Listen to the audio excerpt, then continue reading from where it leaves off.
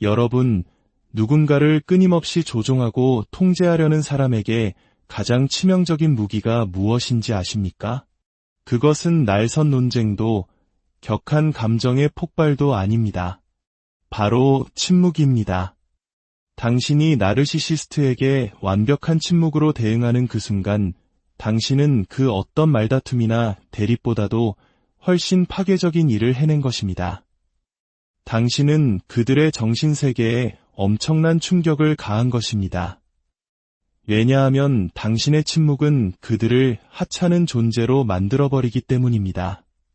그리고 나르시시스트에게 하찮음이란 곧 정신적인 죽음을 의미합니다. 이것은 과장이 아니라 명백한 심리학적 사실입니다. 그들의 존재 전체가 당신의 반응, 당신의 관심, 당신의 감정적 피드백에 매달려 있습니다. 당신이 그것을 거두어들이는 순간 당신은 단순히 애정을 철회하는 것이 아닙니다. 당신은 그들의 존재를 지탱하는 생명 유지 장치의 플러그를 뽑아버리는 것과 같습니다. 물론 이렇게 생각할 수도 있습니다. 무시당하는 걸 좋아하는 사람이 어디 있겠어? 맞습니다. 평범한 사람들도 누군가 침묵하면 마음이 아프고 혼란스럽습니다. 하지만 나르시시스트에게 그것은 단순한 상처가 아니라 실존적 위기입니다. 평범한 사람은 슬픔을 느끼고 자신을 돌아보거나 관계를 회복하기 위해 손을 내밀지도 모릅니다. 하지만 나르시시스트는 그대로 무너져 내립니다. 그들의 자아는 너무나도 깨지기 쉽고 외부의 인정에 전적으로 의존하기 때문에 당신의 침묵은 마치 밀폐된 방에서 산소를 빼앗는 것과 같습니다. 당신이 그들의 존재를 거울처럼 비춰주지 않으면 그들은 숨을 쉴 수 없습니다. 마치 놀이공원에 왜곡된 거울 앞에 서 있다가 갑자기 그 거울이 펑하고 사라져버린 것과 같습니다. 비춰지는 모습이 없으니 자기 자신도 없는 것입니다. 이것은 단순히 심리적인 기분 탓이 아닙니다. 과학적인 근거가 있습니다. 나르시시스트의 뇌는 우리와 다르게 작동합니다. 특히 전두엽 피질과 편도체는 인정을 갈구하도록 극도로 예민하게 맞춰져 있습니다. 저명한 심리학자 키스 캠벨과 같은 학자들의 연구에 따르면 나르시시스트는 타인의 관심, 칭찬, 통제권을 얻을 때 뇌의 도파민 회로가 활성화됩니다. 마치 마약을 투여한 것과 같은 쾌감을 느끼는 것이죠. 당신이 침묵할 때 당신은 바로 그 마약 공급을 끊어버리는 것입니다. 그들의 신경화학적 균형은 순식간에 무너집니다. 도파민은 급락하고 스트레스 호르몬인 코르티솔은 치솟습니다. 그들은 단순히 속상한 것이 아니라 금단 증상을 겪는 것입니다. 이것이 그들이 당신을 그리워하는 것을 넘어 공황 상태에 빠지고 당신에게 집착하는 이유입니다. 당신의 반응이 없으면 자기 자신이 정말 존재하는지조차 의심하기 시작하기 때문입니다. 당신의 침묵이 그들에게 어떤 영향을 미치는지 더 깊이 파고들어 보겠습니다. 이것은 단순히 뇌 화학 작용의 문제가 아닙니다. 여기에는 진화론적인 관점도 존재합니다. 모든 사회적 동물과 마찬가지로 인간은 집단 내에서의 지위에 신경 쓰도록 만들어졌습니다. 관심은 곧 지위를 의미합니다. 고대 부족 사회에서 무시당한다는 것은 서열이 낮거나 심지어 추방될 수 있다는 위험 신호였습니다. 우리 대부분에게는 불편하지만 생존 가능한 일입니다. 하지만 나르시시스트에게는 재앙과도 같습니다. 그들의 현실 전체가 타인에게 보여지고 칭찬받고 통제하는 것을 기반으로 구축되어 있습니다. 당신의 침묵은 그들의 자존심에 상처를 입히는 것을 넘어 그들이 평생 동안 공들여 쌓아올린 세계의 비계 자체를 무너뜨립니다. 그들은 카드로 만든 집을 지어놓고 당신이 계속 바람을 불어주어 그 집이 서 있기를 바랐던 것인데 당신이 그 바람을 멈춘 것입니다. 여기서 우리가 명확히 해야 할 실질적인 부분이 있습니다. 좋아, 그럼 나도 그들에게 잠시 거리를 두고 침묵으로 벌을 줘야겠다 라고 생각할 수 있습니다. 하지만 이것은 제가 말하는 침묵이 아닙니다. 건강하게 거리를 두는 것과 전략적으로 침묵을 무기로 사용하는 것에는 차이가 있습니다. 건강한 거리는 당신 자신을 치유하고 생각하고 평화를 지키기 위한 것입니다. 하지만 전략적인 침묵은 또 다른 심리 게임일 뿐입니다. 그 게임에 말려들지 마십시오. 그들을 벌하기 위해 침묵을 사용하고 싶은 유혹이 들겠지만 그것은 함정입니다. 당신은 여전히 간접적으로 그들의 혼돈에 참여하고 있는 것입니다. 나르시시스트를 진정으로 무너뜨리는 진짜 침묵은 당신이 더 이상 그들의 현실에 참여하기를 거부하는 것입니다. 그것은 그들에 관한 것이 아니라 당신이 당신의 삶을 되찾는 것에 관한 것입니다. 당신이 침묵할 때 그들은 평범한 사람처럼 당신을 그리워하지 않습니다. 그들은 내가 그 사람에게 상처를 줬구나. 사과해야겠다 라고 생각하지 않습니다. 아닙니다. 그들의 자아 전체가 붕괴하기 시작합니다. 당신은 그들의 과대망상적인 이미지를 비춰주는 거울이었습니다. 당신 없이는 그들은 텅 빈 심연을 마주하게 됩니다. 그리고 그 심연은 끔찍할 정도로 무섭습니다. 그것은 슬픔이 아니라 정체성의 위기입니다. 그들은 그 공허함을 채우기 위해 무엇이든 할 것입니다.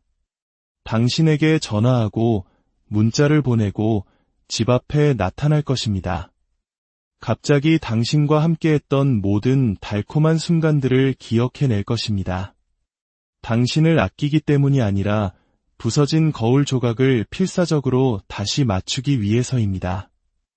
당신의 침묵은 단지 그들에게 영향을 미치는 것에서 그치지 않습니다. 그것은 당신이 자유로워지는 첫걸음입니다.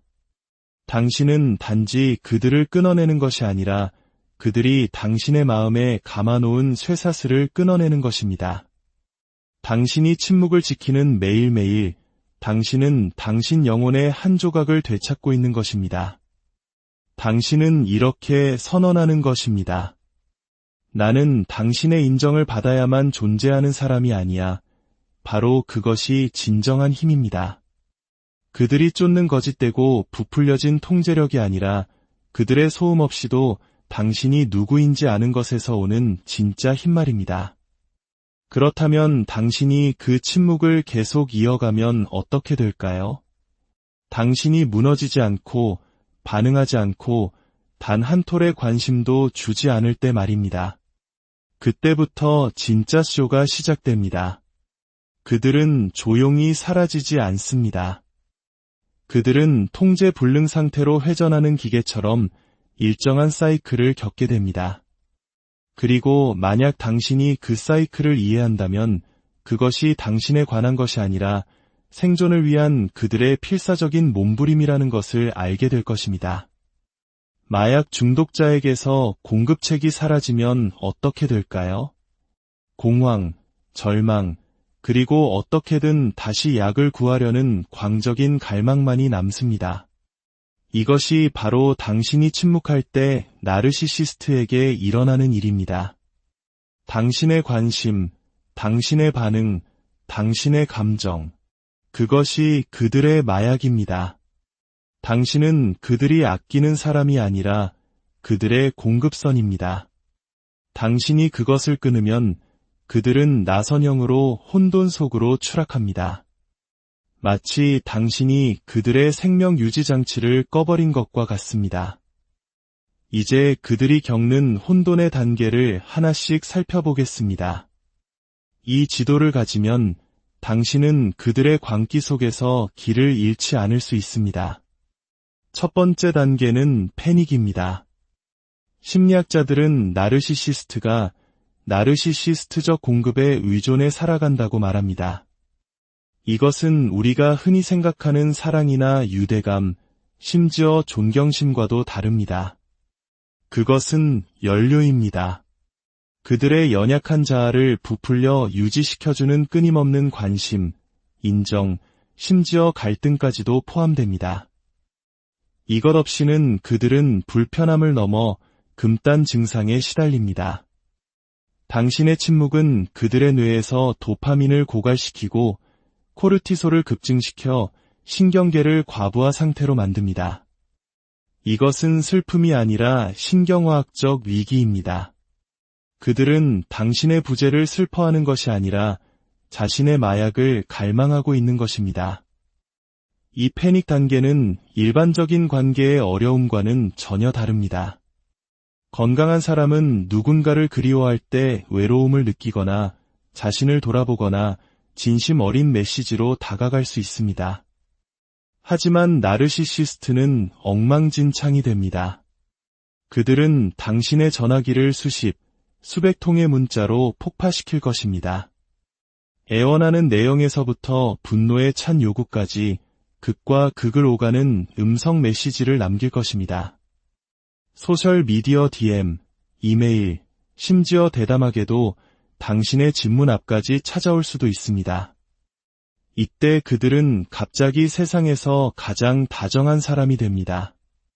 이전에는 결코 하지 않았던 칭찬을 쏟아내고 함께 웃었던 사소한 농담 같은 과거의 추억을 끄집어냅니다.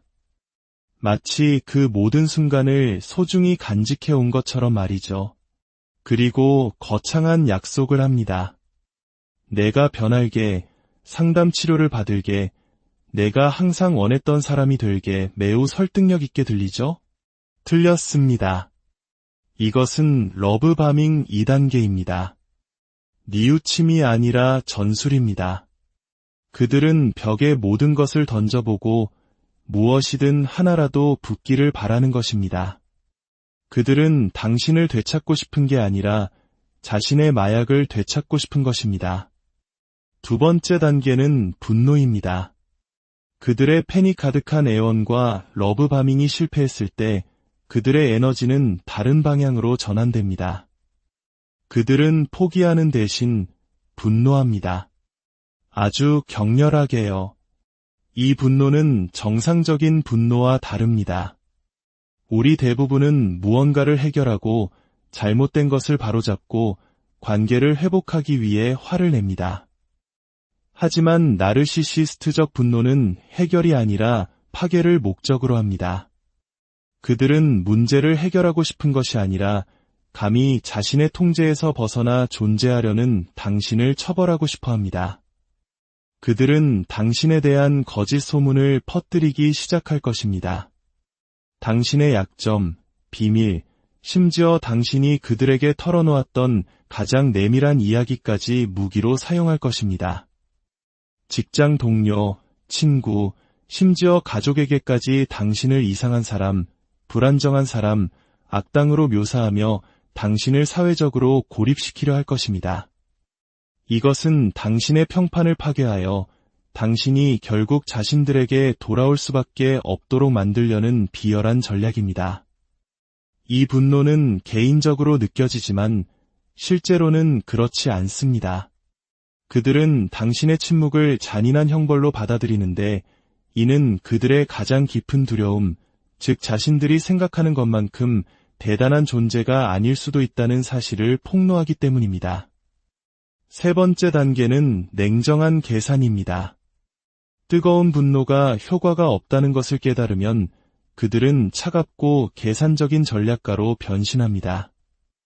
이 단계에서 그들은 감정을 배제하고 당신을 다시 궤도에 올려놓기 위한 가장 효율적인 방법을 찾습니다. 마치 체스 선수처럼 당신의 다음 수를 예측하고 당신의 약점을 파고듭니다. 그들은 당신의 주변 사람들을 이용해 당신에게 죄책감을 심어주려 할 수 있습니다. 너 때문에 그 사람이 너무 힘들어해 와 같은 말을 전하게 하는 것이죠.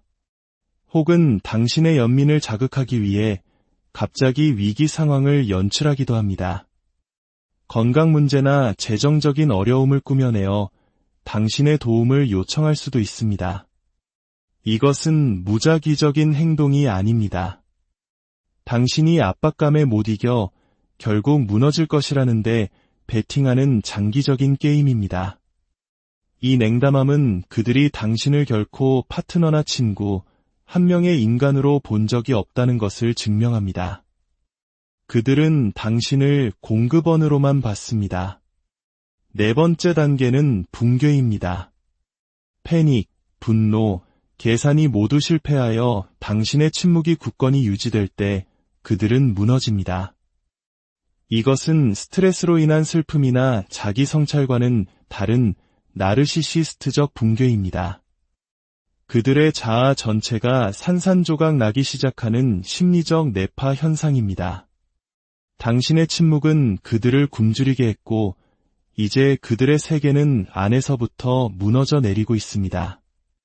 한때 자신감에 차서 거들먹거리던 사람이 위축되거나 비정상적인 행동을 보이거나 심지어 초라해 보일 수 있습니다.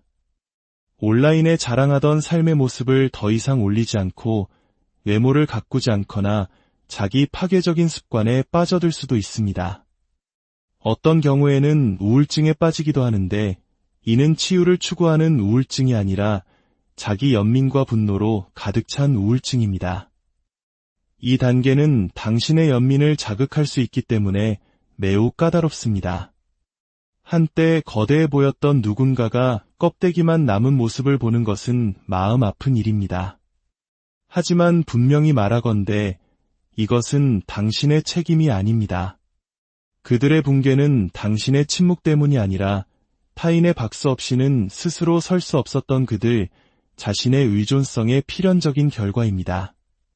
그리고 마지막, 가장 위험한 다섯 번째 단계는 거짓된 변화입니다.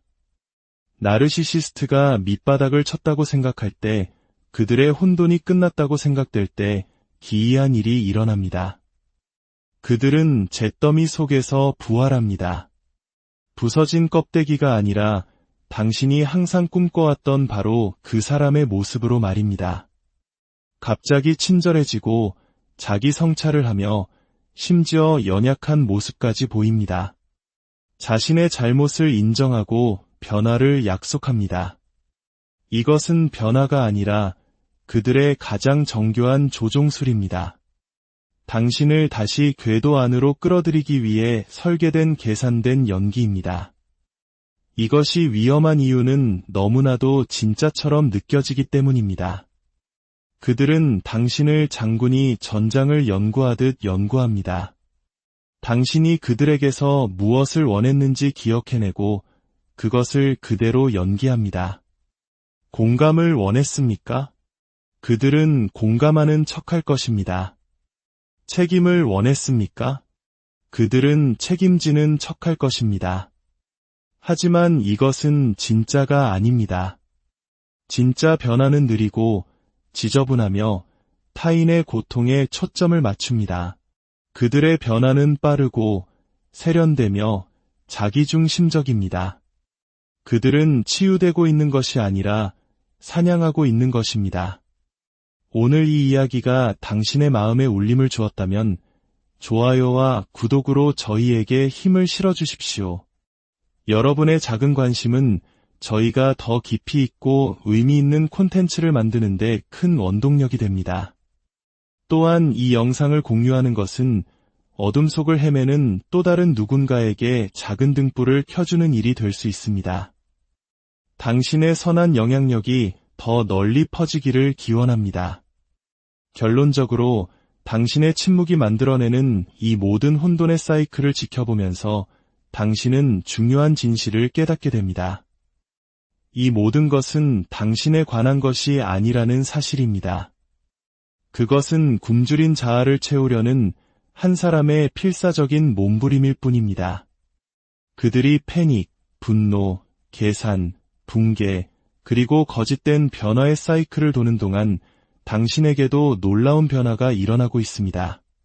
당신은 그들의 소음과 요구, 혼돈 없이 당신이 누구인지를 발견하고 있습니다. 당신의 침묵은 그들을 무너뜨리는 동시에 당신을 새롭게 세우고 있습니다.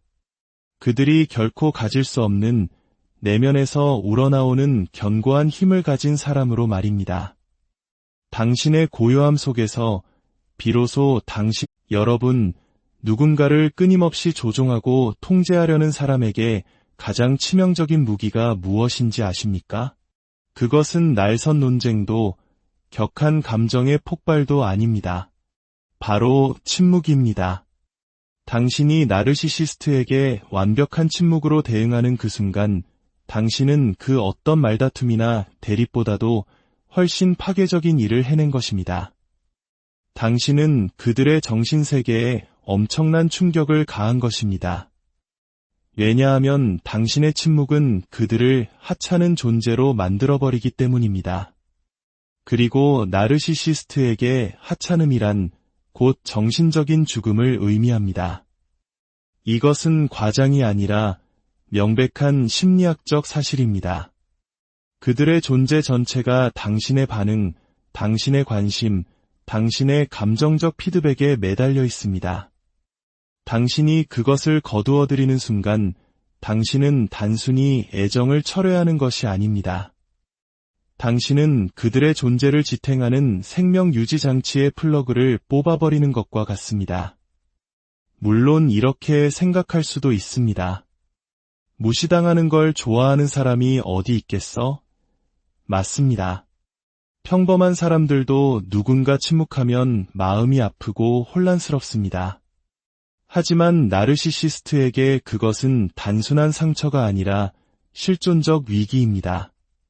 평범한 사람은 슬픔을 느끼고 자신을 돌아보거나 관계를 회복하기 위해 손을 내밀지도 모릅니다. 하지만 나르시시스트는 그대로 무너져 내립니다. 그들의 자아는 너무나도 깨지기 쉽고 외부의 인정에 전적으로 의존하기 때문에 당신의 침묵은 마치 밀폐된 방에서 산소를 빼앗는 것과 같습니다.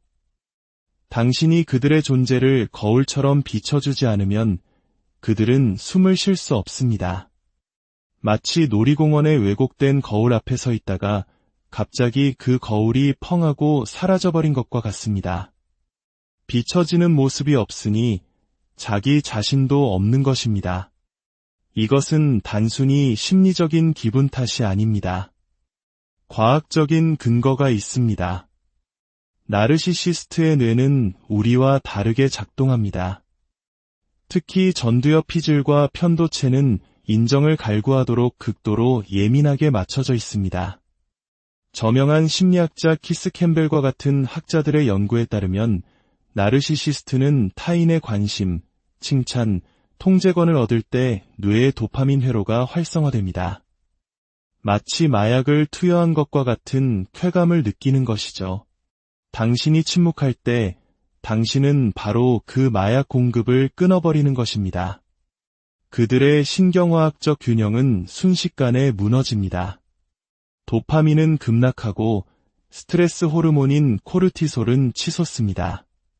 그들은 단순히 속상한 것이 아니라 금단 증상을 겪는 것입니다. 이것이 그들이 당신을 그리워하는 것을 넘어 공황 상태에 빠지고 당신에게 집착하는 이유입니다. 당신의 반응이 없으면 자기 자신이 정말 존재하는지조차 의심하기 시작하기 때문입니다. 당신의 침묵이 그들에게 어떤 영향을 미치는지 더 깊이 파고들어 보겠습니다. 이것은 단순히 뇌 화학 작용의 문제가 아닙니다. 여기에는 진화론적인 관점도 존재합니다. 모든 사회적 동물과 마찬가지로 인간은 집단 내에서의 지위에 신경 쓰도록 만들어졌습니다. 관심은 곧 지위를 의미합니다. 고대 부족 사회에서 무시당한다는 것은 서열이 낮거나 심지어 추방될 수 있다는 위험 신호였습니다. 우리 대부분에게는 불편하지만 생존 가능한 일입니다. 하지만 나르시시스트에게는 재앙과도 같습니다. 그들의 현실 전체가 타인에게 보여지고 칭찬받고 통제하는 것을 기반으로 구축되어 있습니다. 당신의 침묵은 그들의 자존심에 상처를 입히는 것을 넘어 그들이 평생 동안 공들여 쌓아올린 세계의 비계 자체를 무너뜨립니다. 그들은 카드로 만든 집을 지어놓고 당신이 계속 바람을 불어주어 그 집이 서 있기를 바랐던 것인데 당신이 그 바람을 멈춘 것입니다. 여기서 우리가 명확히 해야 할 실질적인 부분이 있습니다. 좋아, 그럼 나도 그들에게 잠시 거리를 두고 침묵으로 벌을 줘야겠다 라고 생각할 수 있습니다. 하지만 이것은 제가 말하는 침묵이 아닙니다. 건강하게 거리를 두는 것과 전략적으로 침묵을 무기로 사용하는 것에는 차이가 있습니다. 건강한 거리는 당신 자신을 치유하고 생각하고 평화를 지키기 위한 것입니다. 하지만 전략적인 침묵은 또 다른 심리 게임일 뿐입니다. 그 게임에 말려들지 마십시오. 그들을 벌하기 위해 침묵을 사용하고 싶은 유혹이 들겠지만 그것은 함정입니다. 당신은 여전히 간접적으로 그들의 혼돈에 참여하고 있는 것입니다. 나르시시스트를 진정으로 무너뜨리는 진짜 침묵은 당신이 더 이상 그들의 현실에 참여하기를 거부하는 것입니다. 그것은 그들에 관한 것이 아니라 당신이 당신의 삶을 되찾는 것에 관한 것입니다. 당신이 침묵할 때 그들은 평범한 사람처럼 당신을 그리워하지 않습니다. 그들은 내가 그 사람에게 상처를 줬구나. 사과해야겠다 라고 생각하지 않습니다. 아닙니다. 그들의 자아 전체가 붕괴하기 시작합니다. 당신은 그들의 과대망상적인 이미지를 비춰주는 거울이었습니다. 당신 없이는 그들은 텅 빈 시면을 마주하게 됩니다. 그리고 그 시면은 끔찍할 정도로 무섭습니다. 그것은 슬픔이 아니라 정체성의 위기입니다. 그들은 그 공허함을 채우기 위해 무엇이든 할 것입니다. 당신에게 전화하고 문자를 보내고 집 앞에 나타날 것입니다. 갑자기 당신과 함께했던 모든 달콤한 순간들을 기억해낼 것입니다. 당신을 아끼기 때문이 아니라 부서진 거울 조각을 필사적으로 다시 맞추기 위해서입니다.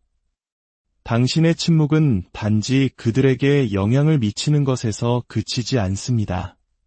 그것은 당신이 자유로워지는 첫걸음입니다. 당신은 단지 그들을 끊어내는 것이 아니라 그들이 당신의 마음에 감아놓은 쇠사슬을 끊어내는 것입니다. 당신이 침묵을 지키는 매일매일 당신은 당신 영혼의 한 조각을 되찾고 있는 것입니다. 당신은 이렇게 선언하는 것입니다. 나는 당신의 인정을 받아야만 존재하는 사람이 아니야. 바로 그것이 진정한 힘입니다. 그들이 쫓는 거짓되고 부풀려진 통제력이 아니라 그들의 소음 없이도 당신이 누구인지 아는 것에서 오는 진짜 힘 말입니다. 그렇다면 당신이 그 침묵을 계속 이어가면 어떻게 될까요? 당신이 무너지지 않고 반응하지 않고 단 한 톨의 관심도 주지 않을 때 말입니다. 그때부터 진짜 쇼가 시작됩니다. 그들은 조용히 사라지지 않습니다. 그들은 통제 불능 상태로 회전하는 기계처럼 일정한 사이클을 겪게 됩니다.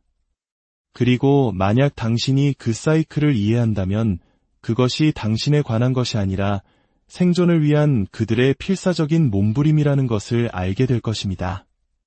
마약 중독자에게서 공급책이 사라지면 어떻게 될까요? 공황, 절망, 그리고 어떻게든 다시 약을 구하려는 광적인 갈망만이 남습니다. 이것이 바로 당신이 침묵할 때 나르시시스트에게 일어나는 일입니다. 당신의 관심, 당신의 반응, 당신의 감정, 그것이 그들의 마약입니다. 당신은 그들이 아끼는 사람이 아니라 그들의 공급선입니다. 당신이 그것을 끊으면 그들은 나선형으로 혼돈 속으로 추락합니다. 마치 당신이 그들의 생명 유지 장치를 꺼버린 것과 같습니다. 이제 그들이 겪는 혼돈의 단계를 하나씩 살펴보겠습니다. 이 지도를 가지면 당신은 그들의 광기 속에서 길을 잃지 않을 수 있습니다. 첫 번째 단계는 패닉입니다. 심리학자들은 나르시시스트가 나르시시스트적 공급에 의존해 살아간다고 말합니다. 이것은 우리가 흔히 생각하는 사랑이나 유대감, 심지어 존경심과도 다릅니다. 그것은 연료입니다. 그들의 연약한 자아를 부풀려 유지시켜주는 끊임없는 관심, 인정, 심지어 갈등까지도 포함됩니다. 이것 없이는 그들은 불편함을 넘어 금단 증상에 시달립니다. 당신의 침묵은 그들의 뇌에서 도파민을 고갈시키고 코르티솔을 급증시켜 신경계를 과부하 상태로 만듭니다. 이것은 슬픔이 아니라 신경화학적 위기입니다. 그들은 당신의 부재를 슬퍼하는 것이 아니라 자신의 마약을 갈망하고 있는 것입니다. 이 패닉 단계는 일반적인 관계의 어려움과는 전혀 다릅니다. 건강한 사람은 누군가를 그리워할 때 외로움을 느끼거나 자신을 돌아보거나 진심 어린 메시지로 다가갈 수 있습니다. 하지만 나르시시스트는 엉망진창이 됩니다. 그들은 당신의 전화기를 수백 통의 문자로 폭파시킬 것입니다. 애원하는 내용에서부터 분노에 찬 요구까지 극과 극을 오가는 음성 메시지를 남길 것입니다. 소셜미디어 DM, 이메일, 심지어 대담하게도 당신의 집문 앞까지 찾아올 수도 있습니다. 이때 그들은 갑자기 세상에서 가장 다정한 사람이 됩니다. 이전에는 결코 하지 않았던 칭찬을 쏟아내고 함께 웃었던 사소한 농담 같은 과거의 추억을 끄집어냅니다. 마치 그 모든 순간을 소중히 간직해온 것처럼 말이죠. 그리고 거창한 약속을 합니다. 내가 변할게, 상담 치료를 받을게, 내가 항상 원했던 사람이 될게. 매우 설득력 있게 들리죠? 틀렸습니다. 이것은 러브바밍 2단계입니다. 뉘우침이 아니라 전술입니다. 그들은 벽에 모든 것을 던져보고 무엇이든 하나라도 붙기를 바라는 것입니다. 그들은 당신을 되찾고 싶은 게 아니라 자신의 마약을 되찾고 싶은 것입니다. 두 번째 단계는 분노입니다. 그들의 패닉 가득한 애원과 러브바밍이 실패했을 때 그들의 에너지는 다른 방향으로 전환됩니다. 그들은 포기하는 대신 분노합니다. 아주 격렬하게요. 이 분노는 정상적인 분노와 다릅니다. 우리 대부분은 무언가를 해결하고 잘못된 것을 바로잡고 관계를 회복하기 위해 화를 냅니다. 하지만 나르시시스트적 분노는 해결이 아니라 파괴를 목적으로 합니다. 그들은 문제를 해결하고 싶은 것이 아니라 감히 자신의 통제에서 벗어나 존재하려는 당신을 처벌하고 싶어 합니다. 그들은 당신에 대한 거짓 소문을 퍼뜨리기 시작할 것입니다. 당신의 약점, 비밀, 심지어 당신이 그들에게 털어놓았던 가장 내밀한 이야기까지 무기로 사용할 것입니다. 직장 동료, 친구, 심지어 가족에게까지 당신을 이상한 사람, 불안정한 사람, 악당으로 묘사하며 당신을 사회적으로 고립시키려 할 것입니다. 이것은 당신의 평판을 파괴하여 당신이 결국 자신들에게 돌아올 수밖에 없도록 만들려는 비열한 전략입니다. 이 분노는 개인적으로 느껴지지만 실제로는 그렇지 않습니다. 그들은 당신의 침묵을 잔인한 형벌로 받아들이는데 이는 그들의 가장 깊은 두려움, 즉 자신들이 생각하는 것만큼 대단한 존재가 아닐 수도 있다는 사실을 폭로하기 때문입니다. 세 번째 단계는 냉정한 계산입니다. 뜨거운 분노가 효과가 없다는 것을 깨달으면 그들은 차갑고 계산적인 전략가로 변신합니다. 이 단계에서 그들은 감정을 배제하고 당신을 다시 궤도에 올려놓기 위한 가장 효율적인 방법을 찾습니다. 마치 체스 선수처럼 당신의 다음 수를 예측하고 당신의 약점을 파고듭니다. 그들은 당신의 주변 사람들을 이용해 당신에게 죄책감을 심어주려 할 수 있습니다. 너 때문에 그 사람이 너무 힘들어해 와 같은 말을 전하게 하는 것이죠. 혹은 당신의 연민을 자극하기 위해 갑자기 위기 상황을 연출하기도 합니다. 건강 문제나 재정적인 어려움을 꾸며내어 당신의 도움을 요청할 수도 있습니다. 이것은 무작위적인 행동이 아닙니다. 당신이 압박감에 못 이겨 결국 무너질 것이라는데 베팅하는 장기적인 게임입니다. 이 냉담함은 그들이 당신을 결코 파트너나 친구, 한 명의 인간으로 본 적이 없다는 것을 증명합니다. 그들은 당신을 공급원으로만 봤습니다. 네 번째 단계는 붕괴입니다. 패닉, 분노, 계산이 모두 실패하여 당신의 침묵이 굳건히 유지될 때 그들은 무너집니다. 이것은 스트레스로 인한 슬픔이나 자기 성찰과는 다른 나르시시스트적 붕괴입니다. 그들의 자아 전체가 산산조각 나기 시작하는 심리적 뇌파 현상입니다. 당신의 침묵은 그들을 굶주리게 했고 이제 그들의 세계는 안에서부터 무너져 내리고 있습니다. 한때 자신감에 차서 거들먹거리던 사람이 위축되거나 비정상적인 행동을 보이거나 심지어 초라해 보일 수 있습니다. 온라인에 자랑하던 삶의 모습을 더 이상 올리지 않고 외모를 가꾸지 않거나 자기 파괴적인 습관에 빠져들 수도 있습니다. 어떤 경우에는 우울증에 빠지기도 하는데 이는 치유를 추구하는 우울증이 아니라 자기 연민과 분노로 가득 찬 우울증입니다. 이 단계는 당신의 연민을 자극할 수 있기 때문에 매우 까다롭습니다. 한때 거대해 보였던 누군가가 껍데기만 남은 모습을 보는 것은 마음 아픈 일입니다. 하지만 분명히 말하건대 이것은 당신의 책임이 아닙니다. 그들의 붕괴는 당신의 침묵 때문이 아니라 타인의 박수 없이는 스스로 설 수 없었던 그들 자신의 의존성의 필연적인 결과입니다. 그리고 마지막, 가장 위험한 5번째 단계는 거짓된 변화입니다. 나르시시스트가 밑바닥을 쳤다고 생각할 때, 그들의 혼돈이 끝났다고 생각될 때 기이한 일이 일어납니다. 그들은 잿더미 속에서 부활합니다. 부서진 껍데기가 아니라 당신이 항상 꿈꿔왔던 바로 그 사람의 모습으로 말입니다. 갑자기 친절해지고 자기 성찰을 하며 심지어 연약한 모습까지 보입니다. 자신의 잘못을 인정하고 변화를 약속합니다. 이것은 변화가 아니라 그들의 가장 정교한 조종술입니다. 당신을 다시 궤도 안으로 끌어들이기 위해 설계된 계산된 연기입니다. 이것이 위험한 이유는 너무나도 진짜처럼 느껴지기 때문입니다. 그들은 당신을 장군이 전장을 연구하듯 연구합니다. 당신이 그들에게서 무엇을 원했는지 기억해내고 그것을 그대로 연기합니다. 공감을 원했습니까? 그들은 공감하는 척할 것입니다. 책임을 원했습니까? 그들은 책임지는 척할 것입니다. 하지만 이것은 진짜가 아닙니다. 진짜 변화는 느리고 지저분하며 타인의 고통에 초점을 맞춥니다.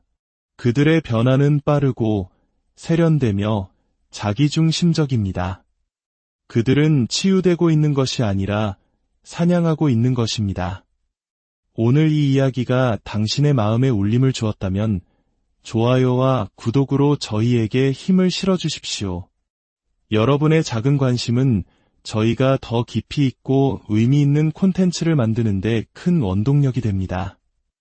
또한 이 영상을 공유하는 것은 어둠 속을 헤매는 또 다른 누군가에게 작은 등불을 켜주는 일이 될 수 있습니다. 당신의 선한 영향력이 더 널리 퍼지기를 기원합니다. 결론적으로 당신의 침묵이 만들어내는 이 모든 혼돈의 사이클을 지켜보면서 당신은 중요한 진실을 깨닫게 됩니다. 이 모든 것은 당신에 관한 것이 아니라는 사실입니다. 그것은 굶주린 자아를 채우려는 한 사람의 필사적인 몸부림일 뿐입니다. 그들이 패닉, 분노, 계산, 붕괴, 그리고 거짓된 변화의 사이클을 도는 동안 당신에게도 놀라운 변화가 일어나고 있습니다. 당신은 그들의 소음과 요구, 혼돈 없이 당신이 누구인지를 발견하고 있습니다.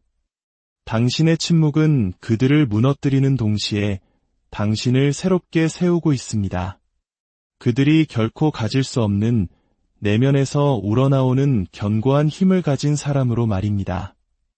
당신의 고요함 속에서 비로소 여러분, 누군가를 끊임없이 조종하고 통제하려는 사람에게 가장 치명적인 무기가 무엇인지 아십니까? 그것은 날선 논쟁도 격한 감정의 폭발도 아닙니다. 바로 침묵입니다. 당신이 나르시시스트에게 완벽한 침묵으로 대응하는 그 순간, 당신은 그 어떤 말다툼이나 대립보다도 훨씬 파괴적인 일을 해낸 것입니다. 당신은 그들의 정신세계에 엄청난 충격을 가한 것입니다. 왜냐하면 당신의 침묵은 그들을 하찮은 존재로 만들어버리기 때문입니다. 그리고 나르시시스트에게 하찮음이란 곧 정신적인 죽음을 의미합니다. 이것은 과장이 아니라 명백한 심리학적 사실입니다. 그들의 존재 전체가 당신의 반응, 당신의 관심, 당신의 감정적 피드백에 매달려 있습니다. 당신이 그것을 거두어들이는 순간 당신은 단순히 애정을 철회하는 것이 아닙니다. 당신은 그들의 존재를 지탱하는 생명 유지 장치의 플러그를 뽑아버리는 것과 같습니다. 물론 이렇게 생각할 수도 있습니다. 무시당하는 걸 좋아하는 사람이 어디 있겠어? 맞습니다. 평범한 사람들도 누군가 침묵하면 마음이 아프고 혼란스럽습니다. 하지만 나르시시스트에게 그것은 단순한 상처가 아니라 실존적 위기입니다. 평범한 사람은 슬픔을 느끼고 자신을 돌아보거나 관계를 회복하기 위해 손을 내밀지도 모릅니다. 하지만 나르시시스트는 그대로 무너져 내립니다. 그들의 자아는 너무나도 깨지기 쉽고 외부의 인정에 전적으로 의존하기 때문에 당신의 침묵은 마치 밀폐된 방에서 산소를 빼앗는 것과 같습니다. 당신이 그들의 존재를 거울처럼 비춰주지 않으면 그들은 숨을 쉴 수 없습니다. 마치 놀이공원의 왜곡된 거울 앞에 서 있다가 갑자기 그 거울이 펑하고 사라져버린 것과 같습니다. 비춰지는 모습이 없으니 자기 자신도 없는 것입니다. 이것은 단순히 심리적인 기분 탓이 아닙니다. 과학적인 근거가 있습니다. 나르시시스트의 뇌는 우리와 다르게 작동합니다. 특히 전두엽 피질과 편도체는 인정을 갈구하도록 극도로 예민하게 맞춰져 있습니다. 저명한 심리학자 키스 캠벨과 같은 학자들의 연구에 따르면 나르시시스트는 타인의 관심, 칭찬, 통제권을 얻을 때 뇌의 도파민 회로가 활성화됩니다. 마치 마약을 투여한 것과 같은 쾌감을 느끼는 것이죠. 당신이 침묵할 때 당신은 바로 그 마약 공급을 끊어버리는 것입니다. 그들의 신경화학적 균형은 순식간에 무너집니다.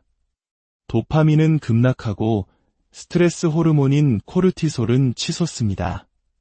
그들은 단순히 속상한 것이 아니라 금단 증상을 겪는 것입니다. 이것이 그들이 당신을 그리워하는 것을 넘어 공황 상태에 빠지고 당신에게 집착하는 이유입니다. 당신의 반응이 없으면 자기 자신이 정말 존재하는지조차 의심하기 시작하기 때문입니다.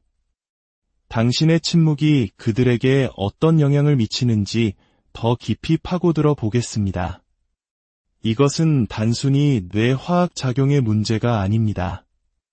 여기에는 진화론적인 관점도 존재합니다. 모든 사회적 동물과 마찬가지로 인간은 집단 내에서의 지위에 신경 쓰도록 만들어졌습니다. 관심은 곧 지위를 의미합니다. 고대 부족 사회에서 무시당한다는 것은 서열이 낮거나 심지어 추방될 수 있다는 위험 신호였습니다. 우리 대부분에게는 불편하지만 생존 가능한 일입니다. 하지만 나르시시스트에게는 재앙과도 같습니다. 그들의 현실 전체가 타인에게 보여지고 칭찬받고 통제하는 것을 기반으로 구축되어 있습니다.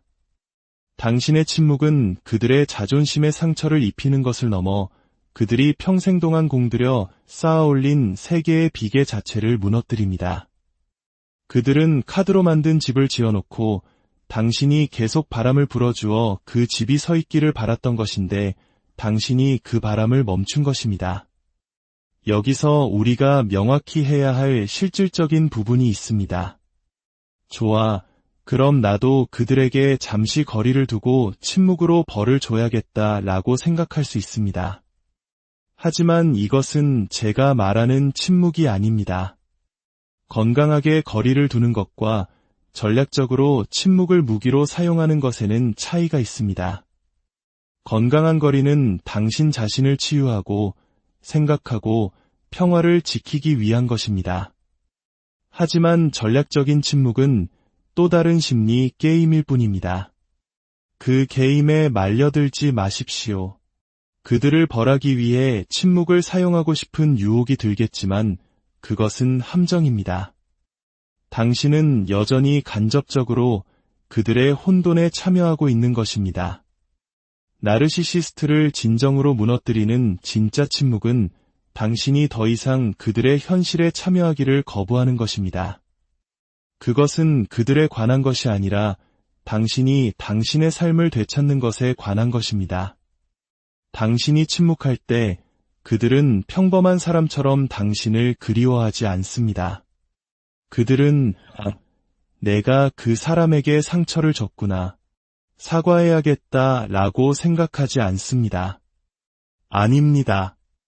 그들의 자아 전체가 붕괴하기 시작합니다. 당신은 그들의 과대망상적인 이미지를 비춰주는 거울이었습니다. 당신 없이는 그들은 텅 빈 심연을 마주하게 됩니다. 그리고 그 심연은 끔찍할 정도로 무섭습니다. 그것은 슬픔이 아니라 정체성의 위기입니다. 그들은 그 공허함을 채우기 위해 무엇이든 할 것입니다. 당신에게 전화하고 문자를 보내고 집 앞에 나타날 것입니다. 갑자기 당신과 함께했던 모든 달콤한 순간들을 기억해낼 것입니다. 당신을 아끼기 때문이 아니라 부서진 거울 조각을 필사적으로 다시 맞추기 위해서입니다. 당신의 침묵은 단지 그들에게 영향을 미치는 것에서 그치지 않습니다. 그것은 당신이 자유로워지는 첫걸음입니다. 당신은 단지 그들을 끊어내는 것이 아니라 그들이 당신의 마음에 감아놓은 쇠사슬을 끊어내는 것입니다. 당신이 침묵을 지키는 매일매일 당신은 당신 영혼의 한 조각을 되찾고 있는 것입니다. 당신은 이렇게 선언하는 것입니다. 나는 당신의 인정을 받아야만 존재하는 사람이 아니야. 바로 그것이 진정한 힘입니다.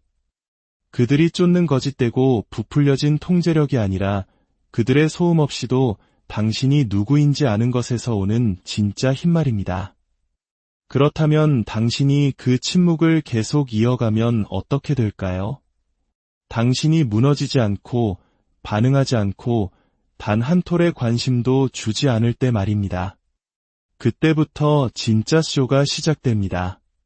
그들은 조용히 사라지지 않습니다. 그들은 통제 불능 상태로 회전하는 기계처럼 일정한 사이클을 겪게 됩니다. 그리고 만약 당신이 그 사이클을 이해한다면 그것이 당신에 관한 것이 아니라 생존을 위한 그들의 필사적인 몸부림이라는 것을 알게 될 것입니다. 마약 중독자에게서 공급책이 사라지면 어떻게 될까요? 공황, 절망, 그리고 어떻게든 다시 약을 구하려는 광적인 갈망만이 남습니다. 이것이 바로 당신이 침묵할 때 나르시시스트에게 일어나는 일입니다. 당신의 관심, 당신의 반응, 당신의 감정, 그것이 그들의 마약입니다. 당신은 그들이 아끼는 사람이 아니라 그들의 공급선입니다. 당신이 그것을 끊으면 그들은 나선형으로 혼돈 속으로 추락합니다. 마치 당신이 그들의 생명 유지 장치를 꺼버린 것과 같습니다. 이제 그들이 겪는 혼돈의 단계를 하나씩 살펴보겠습니다. 이 지도를 가지면 당신은 그들의 광기 속에서 길을 잃지 않을 수 있습니다. 첫 번째 단계는 패닉입니다. 심리학자들은 나르시시스트가 나르시시스트적 공급에 의존해 살아간다고 말합니다. 이것은 우리가 흔히 생각하는 사랑이나 유대감, 심지어 존경심과도 다릅니다. 그것은 연료입니다. 그들의 연약한 자아를 부풀려 유지시켜주는 끊임없는 관심, 인정, 심지어 갈등까지도 포함됩니다. 이것 없이는 그들은 불편함을 넘어 금단 증상에 시달립니다. 당신의 침묵은 그들의 뇌에서 도파민을 고갈시키고 코르티솔을 급증시켜 신경계를 과부하 상태로 만듭니다. 이것은 슬픔이 아니라 신경화학적 위기입니다. 그들은 당신의 부재를 슬퍼하는 것이 아니라 자신의 마약을 갈망하고 있는 것입니다. 이 패닉 단계는 일반적인 관계의 어려움과는 전혀 다릅니다.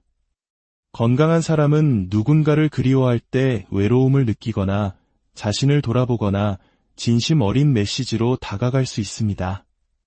하지만 나르시시스트는 엉망진창이 됩니다. 그들은 당신의 전화기를 수백 통의 문자로 폭파시킬 것입니다. 애원하는 내용에서부터 분노에 찬 요구까지 극과 극을 오가는 음성 메시지를 남길 것입니다. 소셜미디어 DM, 이메일, 심지어 대담하게도 당신의 집문 앞까지 찾아올 수도 있습니다. 이때 그들은 갑자기 세상에서 가장 다정한 사람이 됩니다.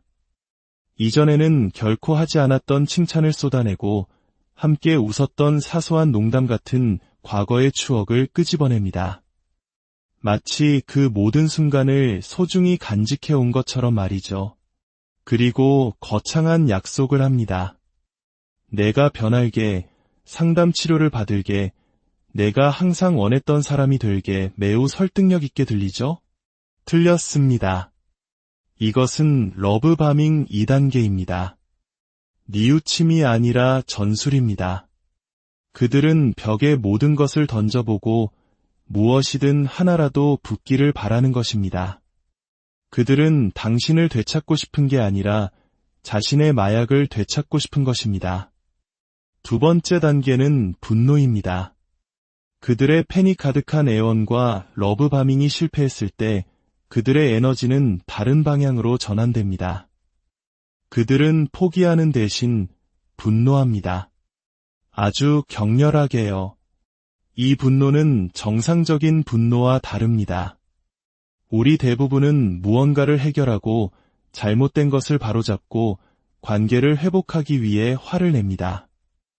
하지만 나르시시스트적 분노는 해결이 아니라 파괴를 목적으로 합니다. 그들은 문제를 해결하고 싶은 것이 아니라 감히 자신의 통제에서 벗어나 존재하려는 당신을 처벌하고 싶어 합니다. 그들은 당신에 대한 거짓 소문을 퍼뜨리기 시작할 것입니다. 당신의 약점, 비밀, 심지어 당신이 그들에게 털어놓았던 가장 내밀한 이야기까지 무기로 사용할 것입니다. 직장 동료, 친구, 심지어 가족에게까지 당신을 이상한 사람, 불안정한 사람, 악당으로 묘사하며 당신을 사회적으로 고립시키려 할 것입니다. 이것은 당신의 평판을 파괴하여 당신이 결국 자신들에게 돌아올 수밖에 없도록 만들려는 비열한 전략입니다. 이 분노는 개인적으로 느껴지지만 실제로는 그렇지 않습니다.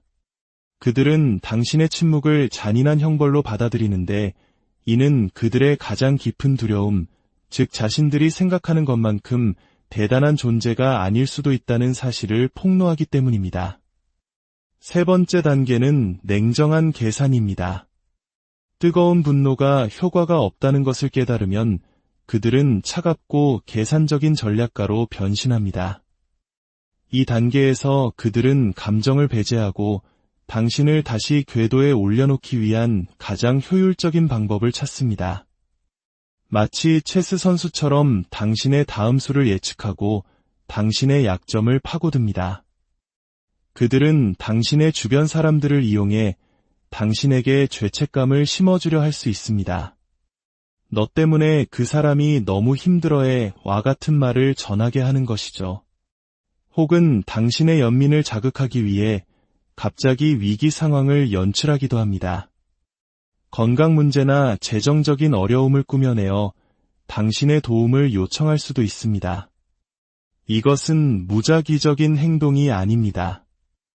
당신이 압박감에 못 이겨 결국 무너질 것이라는데 베팅하는 장기적인 게임입니다. 이 냉담함은 그들이 당신을 결코 파트너나 친구, 한 명의 인간으로 본 적이 없다는 것을 증명합니다. 그들은 당신을 공급원으로만 봤습니다. 네 번째 단계는 붕괴입니다. 패닉, 분노, 계산이 모두 실패하여 당신의 침묵이 굳건히 유지될 때 그들은 무너집니다. 이것은 스트레스로 인한 슬픔이나 자기 성찰과는 다른 나르시시스트적 붕괴입니다. 그들의 자아 전체가 산산조각 나기 시작하는 심리적 뇌파 현상입니다. 당신의 침묵은 그들을 굶주리게 했고, 이제 그들의 세계는 안에서부터 무너져 내리고 있습니다. 한때 자신감에 차서 거들먹거리던 사람이 위축되거나 비정상적인 행동을 보이거나 심지어 초라해 보일 수 있습니다. 온라인에 자랑하던 삶의 모습을 더 이상 올리지 않고 외모를 가꾸지 않거나 자기 파괴적인 습관에 빠져들 수도 있습니다. 어떤 경우에는 우울증에 빠지기도 하는데 이는 치유를 추구하는 우울증이 아니라 자기 연민과 분노로 가득 찬 우울증입니다. 이 단계는 당신의 연민을 자극할 수 있기 때문에 매우 까다롭습니다. 한때 거대해 보였던 누군가가 껍데기만 남은 모습을 보는 것은 마음 아픈 일입니다.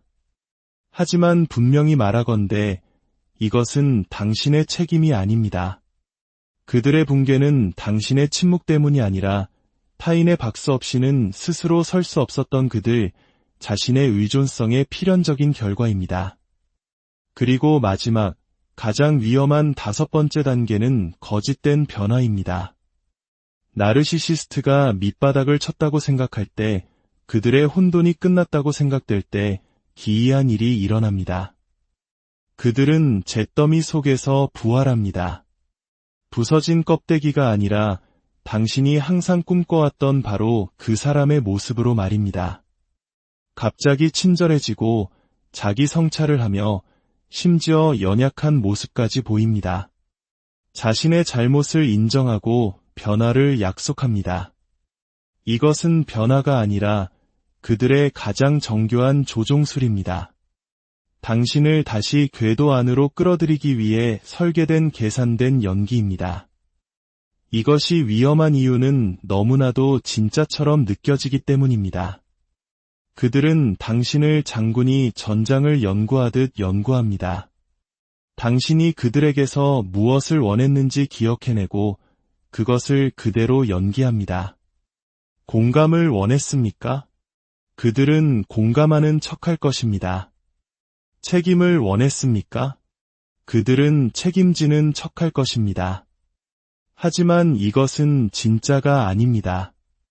진짜 변화는 느리고 지저분하며 타인의 고통에 초점을 맞춥니다. 그들의 변화는 빠르고 세련되며 자기중심적입니다. 그들은 치유되고 있는 것이 아니라 사냥하고 있는 것입니다. 오늘 이 이야기가 당신의 마음에 울림을 주었다면 좋아요와 구독으로 저희에게 힘을 실어주십시오. 여러분의 작은 관심은 저희가 더 깊이 있고 의미 있는 콘텐츠를 만드는 데 큰 원동력이 됩니다. 또한 이 영상을 공유하는 것은 어둠 속을 헤매는 또 다른 누군가에게 작은 등불을 켜주는 일이 될 수 있습니다. 당신의 선한 영향력이 더 널리 퍼지기를 기원합니다. 결론적으로 당신의 침묵이 만들어내는 이 모든 혼돈의 사이클을 지켜보면서 당신은 중요한 진실을 깨닫게 됩니다. 이 모든 것은 당신에 관한 것이 아니라는 사실입니다. 그것은 굶주린 자아를 채우려는 한 사람의 필사적인 몸부림일 뿐입니다. 그들이 패닉, 분노, 계산, 붕괴, 그리고 거짓된 변화의 사이클을 도는 동안 당신에게도 놀라운 변화가 일어나고 있습니다. 당신은 그들의 소음과 요구, 혼돈 없이 당신이 누구인지를 발견하고 있습니다.